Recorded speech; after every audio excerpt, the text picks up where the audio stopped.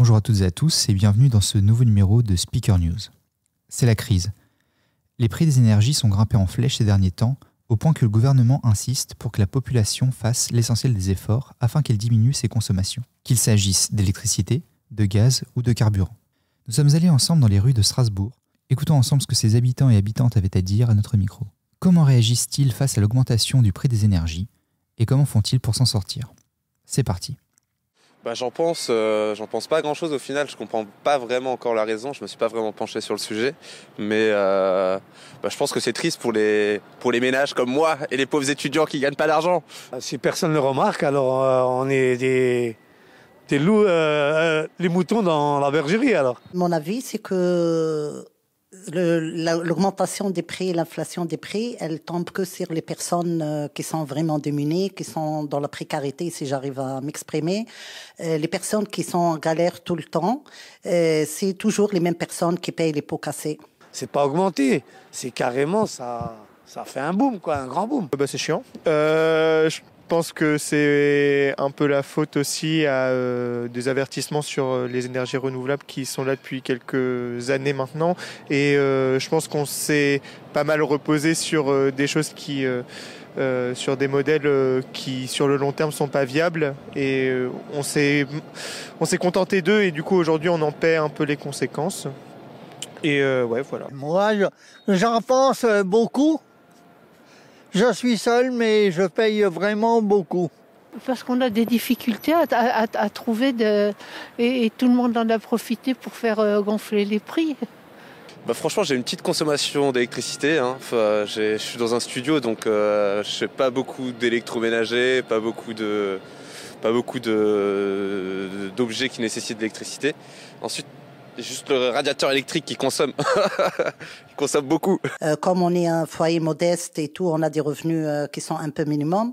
On a bénéficié à plusieurs reprises du chèque énergie, mais aussi il faut penser aux foyers et aux familles qui sont nombreuses, qui n'ont pas cette priorité, si j'arrive à m'exprimer, ou bien qui n'ont pas ce privilège, parce qu'ils sont dans la galère, sincèrement. Elle est forcément importante parce que je vis dans l'ère moderne, quoi. J'ai la chance d'avoir mes charges collectives, ce qui fait que en soi, moi, le coût, aujourd'hui, je le ressens pas trop parce que du coup, tout ce qui est chauffage et eau chaude, ça compte pas. Donc, ouais. Voilà. Au moins, ça fait à peu près dans les 80 €. Ah, elle est très chère. J'essaie de faire des économies d'électricité. Électricité, je suis passé à 5. X 5. Moi, j'allume que dans la pièce où je suis. Avant, je payais moins de 200 €. Maintenant, je suis à 450. J'essaye de le moins en moins. Pour le moment, j'ai rien, je ne sais pas. Non, pas d'aide particulière. J'avais entendu parler d'une potentielle aide sur l'énergie, mais j'en ai pas vu la couleur encore pour le moment. Et sinon pour le tram, il y a un truc super cool qui est pas mal, c'est en fonction de ton coefficient, tu payes le tram, du coup moi je fais 7 €. Oui, on a le droit au chèque énergie parce que comme on est en foyer modeste, mon mari, je suis veuve, oui.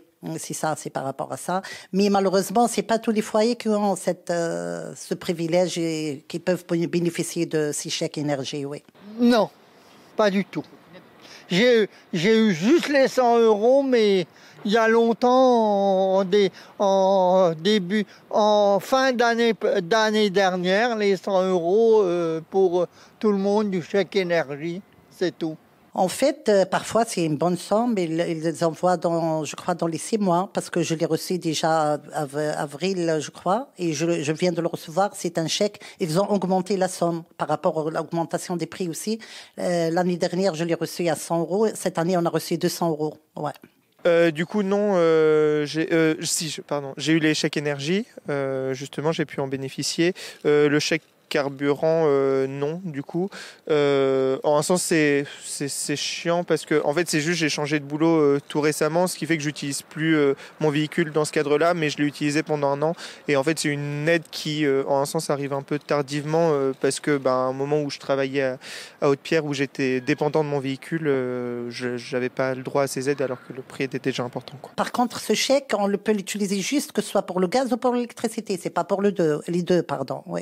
Et heureusement qu'il existe le tarif solidaire même pour les seniors aussi, comme la carte évasion aussi pour les seniors. Pour ceux qui ne payent pas d'impôts, on a la carte évasion et ça c'est très très intéressant pour sortir au niveau culturel.